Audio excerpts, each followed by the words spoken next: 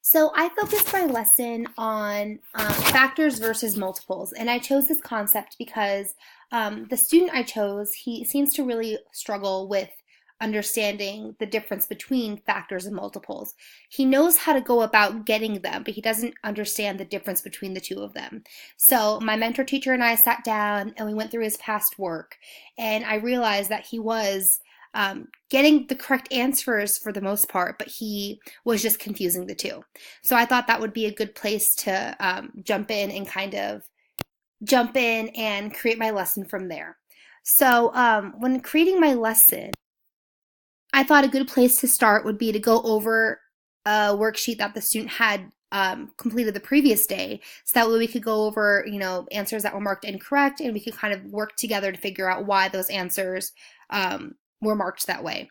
So after doing that, I went over the worksheet that I was introducing to the student, and I'll show you that in the next slide. But we went over the worksheet together. I explained, how we were going to go through it. We did the first page together, and then the second page, I kind of let him attempt on his own. And throughout the lesson, I asked leading questions like. We are looking for products. Are our numbers getting bigger or smaller? We are looking for factors. Are our numbers getting bigger or smaller?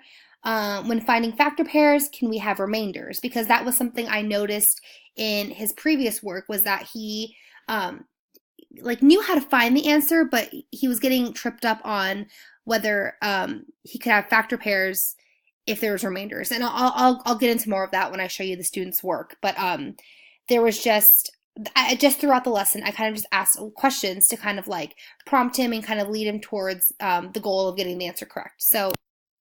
So another thing I wanted to point out was the material. So obviously I had the worksheet and pencils, and then I added a multiplication chart. So I did this because, by fourth grade, which is the grade my student is in, that you should have your multiplication chart memorized by fourth grade.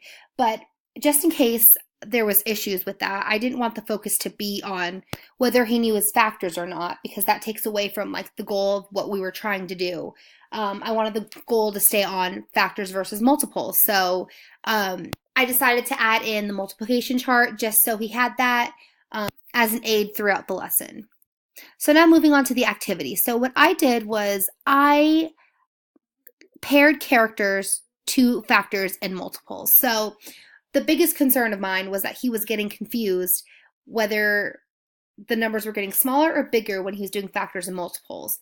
He was just mixing up the two. So I thought it would be a good idea to give him a mnemonic device. So assign characters to factors and multiples. So for the factor, I made a factor ninja. So I explained to him in the beginning of the lesson that the factor ninja is going to chop up all the products, and the products are going to get smaller and they're going to turn into factor pairs.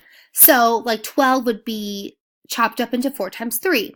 12 will be chopped up into 1 times 12. 12 would be chopped up into 2 times 6. And then after we went through that together, he, circled who helped him with this problem. Was it the factor ninja or was it the multiple monster?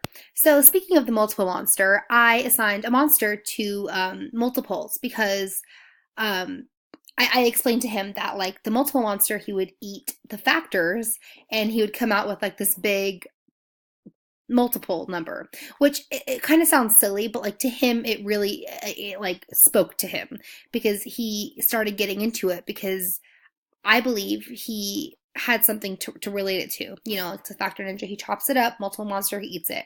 So I explained he's gonna eat 12 and 1, he's gonna get 12. He's gonna eat 12 and 2, and he's gonna get 24, because they're gonna multiply together in his belly.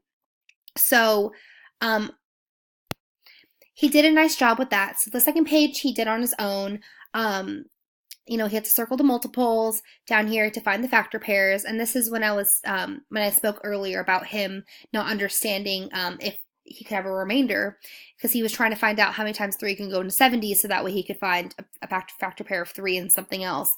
But he had a remainder, and he was kind of confused as to why he couldn't use 23 in remainder 2. But then we went over why that's not possible. So something that stood out to me in the text was that it explained how if a student is searching for a place to begin, or if they're getting stuck on something, it's good to use your teacher move. Just walking the student through the problem. So what do you know about it? What have you tried so far? Where did you get stuck? Have you thought about drawing a picture? What if you use cubes? Like just different suggestions to get the student to move along in the problem they're working on. And I thought this was super important because this is a big tool that I used in my lesson with my student, because there was at times where he was getting stuck or he was not sure where to go next. So I used some of these moves to help my student along. So the big question is, what's next?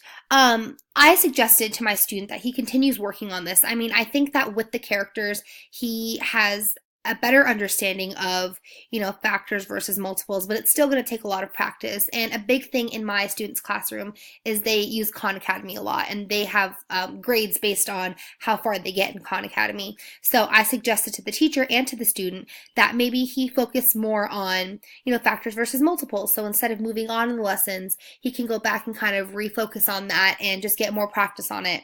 Because I believe that the more practice he gets on it, the better off he's going to be. Thank you.